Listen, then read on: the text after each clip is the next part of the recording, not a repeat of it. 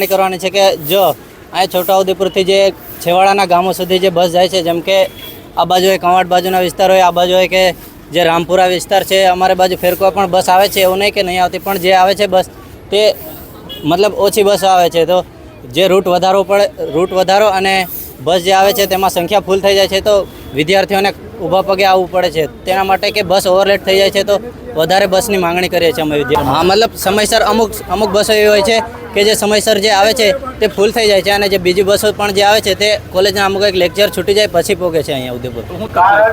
મતલબ તકલીફ એ છે કે ટાઈમસર બસ આવી જોઈએ અને પૂરતી બસો જોઈએ છે. સંખ્યા વધારવી જોઈએ બસની, એવું અમારે કહેવાનું છે.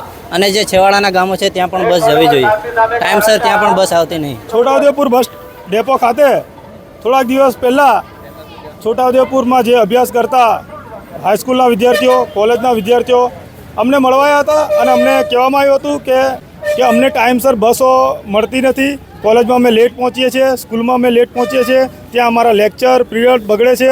તો આનું કંઈ નિરાકરણ કરવા માટે અમને વાત કરી અને વિદ્યાર્થીઓનું કેવું એવું હતું કે અમે પણ થોડાક દિવસ પહેલાં આવેદન આપ્યું, પણ અત્યાર સુધી કોઈ કાર્યવાહી કરવામાં આવી નથી. જેથી કરીને આજે વિદ્યાર્થીઓ અમને મળવા આવ્યા અને અમે આજે બસ ડેપો પર આવેદનપત્ર અપાયા હતા.